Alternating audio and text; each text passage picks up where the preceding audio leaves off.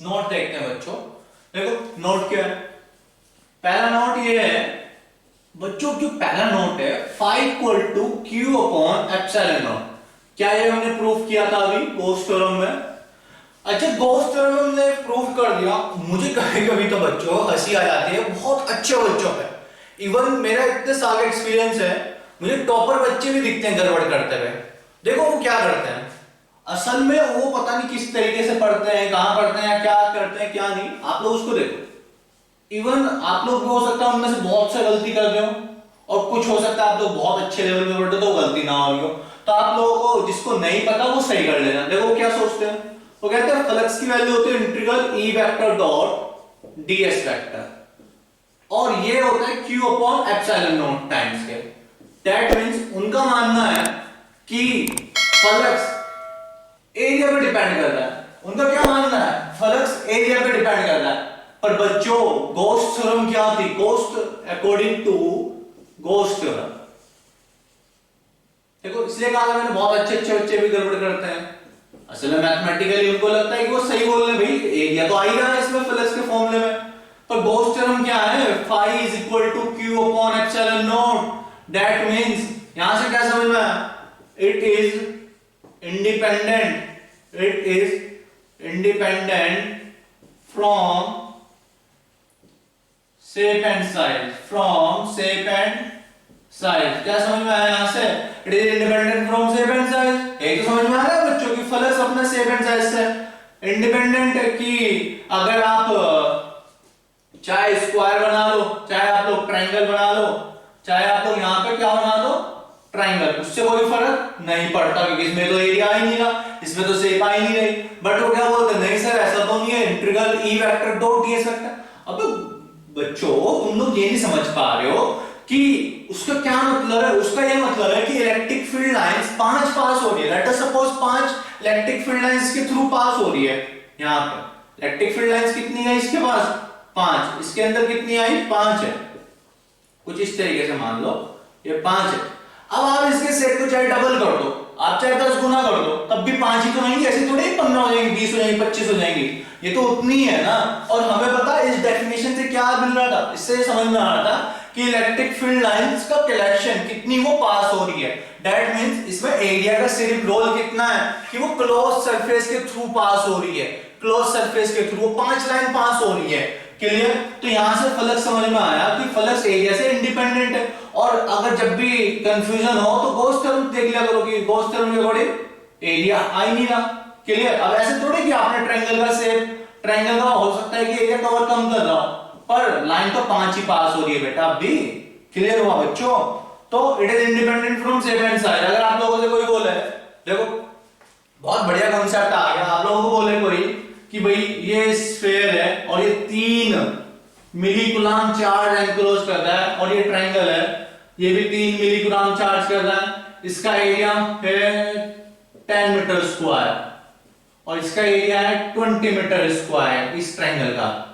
और एक स्फीयर है और इसका एरिया है, ये भी 3 माइक्रो कूलम चार्ज एनक्लोज कर रहा है, उसका एरिया 40 मीटर स्क्वायर।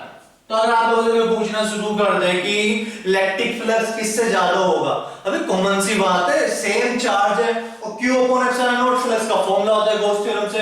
तो इसमें भी 3 अपॉन, इसका आंसर फ्लक्स का कितना होगा इसके थ्रू, 3 अपॉन एप्सिलॉन नॉट 8.85 को 10 टू द माइनस 12। इसका भी आंसर 3 अपॉन एप्सिलॉन नॉट, और सेम इसका भी answer 3 upon epsilon not.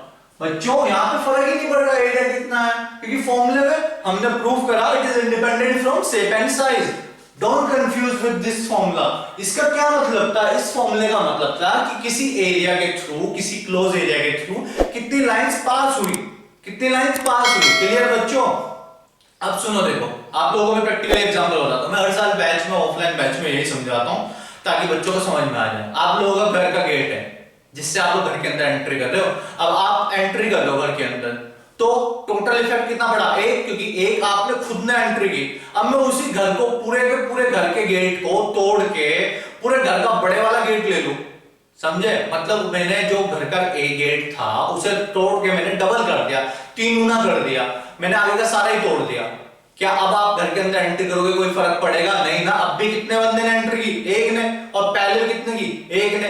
Gate का, अपने घर के गेट को थोड़ा सा छोटा कर लो, तब भी एक ही तो एंट्री कर रहे हो आप खुद। तो सेम ऐसे ही फ्लक्स को कोई फर्क नहीं पड़ता, ये तो सिर्फ एरिया के लिए था कि हाँ क्लोज एरिया है। अब क्लियर हुआ बच्चों? दूसरा पॉइंट नोट बताता हूं आप लोगों को मैं।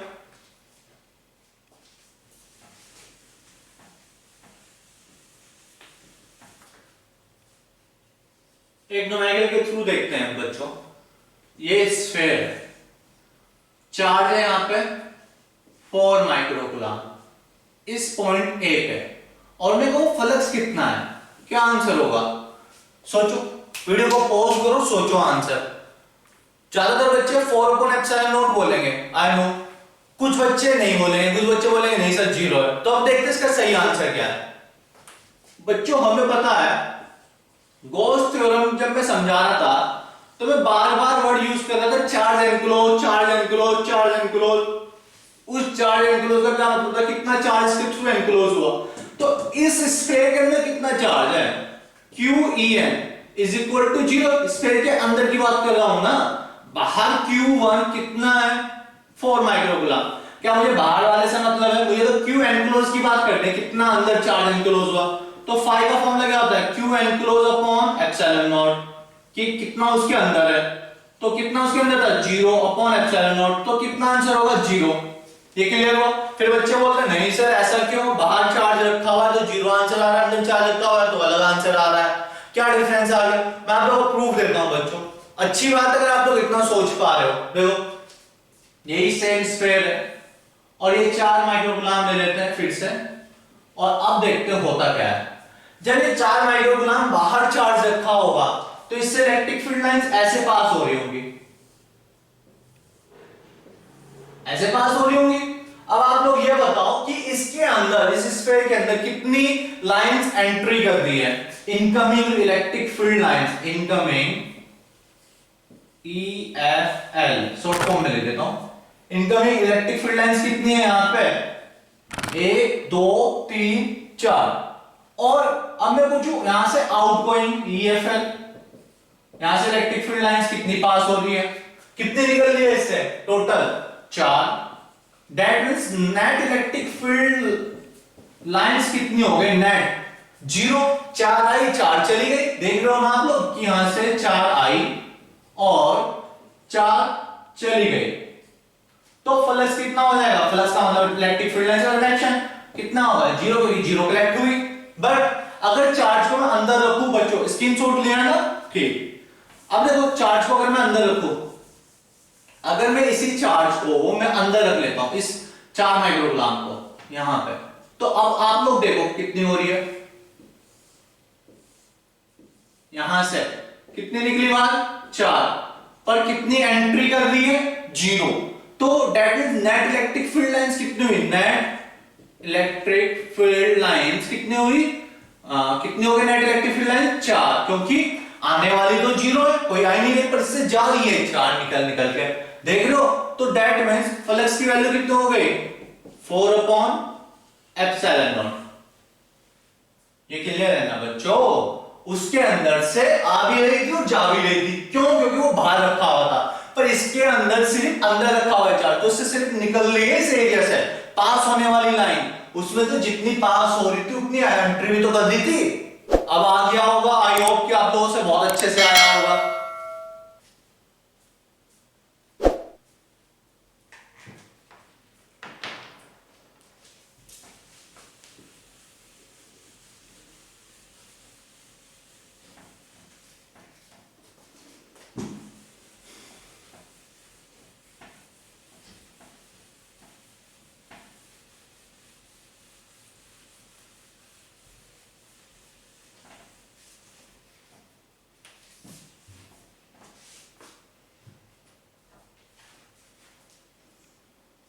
जो है मैं नेक्स्ट बता रहा हूं, ये सिर्फ आप लोगों के बूस्ट के लिए है। बूस्ट देखो कैसे। अच्छा न्यूमेरिकल सीरीज आप लोगों की प्रॉपर चलेगी। फिलहाल ये मत सोचना कि न्यूमेरिकल सीरीज है, न्यूमेरिकल्स में यही पे बता रहा हूं। न्यूमेरिकल सीरीज के लिए आप लोगों को न्यूमेरिकल सीरीज वाली प्लेलिस्ट में जाना पड़ेगा। तो बच्चों ये 4 माइक्रोकूलम फिर से ले लेते हैं। उस वाली शेप ये है और मैं पूछ रहा हूं फ्लक्स कितना। कुछ बच्चे तो कंफ्यूज हो गए होंगे कि सर ये कैसे शेप है, तो क्लोज हो ही नहीं रही, गड़बड़ हो रहा है। तो बच्चों इस टाइप के लिए आप लोगों को मैं सॉल्यूशन बता दो कैसे करना है। जब कभी इस तरीके की चीज हो, जैसे ये है यहाँ पे 4 माइक्रोकुलाम 4 माइक्रोकुलाम इस शेप के लिए, तो हम लोग क्या करेंगे, एक इमेजिनरी शेप सेम ऐसी ही एक और कंसिडर कर लेंगे। ये शेप, अच्छा ये लग नहीं रही बिल्कुल एज इट इज, अब लग रही होगी। तो बच्चों अब जितना यहाँ पे इफेक्ट था उसका आधा नीचे चला गया, आधा यहाँ होगा क्योंकि इमेजिनरी है। तो कितना आंसर हो जाएगा फ्लक्स का, 4/2 एप्सिलॉन नॉट, दैट मींस 2/ε0 ये फ्लक्स हो जाएगा। क्लियर बच्चों, फ्लक्स समझ में आया, कितना होगा 2/ε0। कैसे किया, हम लोगों ने इमेजिन कर लिया उसके जैसा सेम ऐसे ही नीचे, और वो क्लोज हो गए, तो उसका आधा ऊपर इफेक्ट हो गया और आधा नीचे हो गया, क्योंकि हमने ऐसा ही इमेजिन नीचे मान लिया। तो 2/ε0 बंद कर दो। गॉसियन सरफेस, बच्चों गॉसियन सरफेस का कॉन्सेप्ट असल में कहां जरूरत पड़ी। गॉसियन सरफेस अभी तक हम लोग फ्लक्स को देख रहे थे गॉस थ्योरम के थ्रू, तो थोड़ा सा अच्छा समझते हैं, फिर गॉसियन सरफेस आप लोगों को समझाऊंगा, डेफिनेशन बताऊंगा। अभी कॉन्सेप्ट देखते हैं कि रियल में हुआ क्या। असल में ना बच्चों हम लोगों की गंदी आदत बन चुकी है, हम लोग बुक से रटना शुरू कर देते हैं, कुछ सोचना ही समझना ही नहीं। अब हम लोग उसको चेंज करते हैं, देखो अच्छा क्या है क्या नहीं, फिर देखेंगे डेफिनेशन को। ये पॉइंट है O, चार्ज है Q। अगर मैं इस O पॉइंट से R डिस्टेंस पे, O पॉइंट से R डिस्टेंस पे, और आप लोगों से इलेक्ट्रिक फील्ड की वैल्यू पूछूं और डायरेक्शन पूछूं, तो आप लोग बोलोगे कि सर E की वैल्यू ये लो, बहुत सिंपल है, 1/4πε0 Q/r², क्योंकि R डिस्टेंस पे। डायरेक्शन पूछूंगा तो वो भी तुम लोग बता दोगे कि बाहर की ओर E वेक्टर, प्लस से बाहर की ओर पॉजिटिव से। फिर अच्छा सिमेट्री की वजह से अगर मैं इस O पॉइंट से R डिस्टेंस ऊपर यहां पे पूछूं तो फिर से वही E वेक्टर 1/4πε0 Q/r²। मैं कहूं अगर मैं इस O पॉइंट से यहां पे R डिस्टेंस पे, फिर तो यहां पे भी सेम आंसर दोगे।